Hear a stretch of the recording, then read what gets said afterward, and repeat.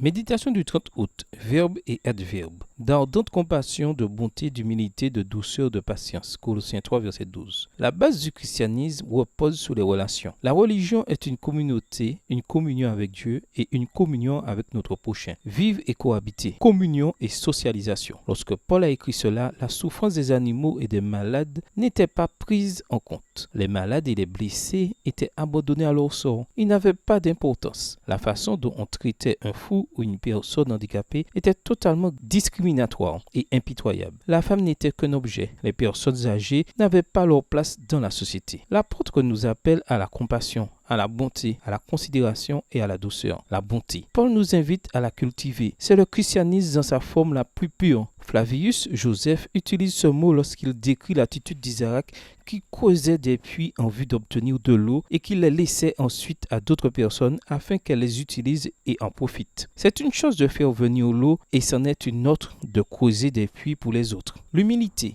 Il ne s'agit pas de se considérer comme un être inférieur ou dans la servitude. L'humilité est basée sur la notion de créature. L'être humain est une créature du Dieu créateur. Devant lui, nous ne pouvons ressentir que de l'humilité. Et comme nous sommes tous des créatures et que nous dépendons du Créateur, nous devons faire preuve d'humilité devant les autres, car nous sommes tous des enfants nécessiteux et dépendants au même titre. Il n'y a pas de place pour l'arrogance. La douceur. Cette caractéristique particulière combine étrangement fermeté et douceur. La personne se contrôle parce qu'elle est contrôlée par Dieu. La douceur est l'absence d'auto-justification, le contraire de l'agressivité. C'est une douce et tendre impartialité. Notre Sauveur était l'exemple parfait de la vraie douceur, la patience. Le simple fait de penser à la patience avec laquelle Dieu agit envers nous, nous engage à être plus patients avec les autres. Gerson, un éminent théologien français du XIVe siècle, disait que Dieu tient compte des adverbes plutôt que des verbes dans nos voix. Qu'en est-il par là? C'est simple. Les verbes indiquent l'action et les adverbes la manière dont nous l'accomplissons. Dieu ne regarde pas seulement l'action, il regarde aussi ce qui nous pousse à l'accomplir. Bonne journée à vous et que le Seigneur vous bénisse.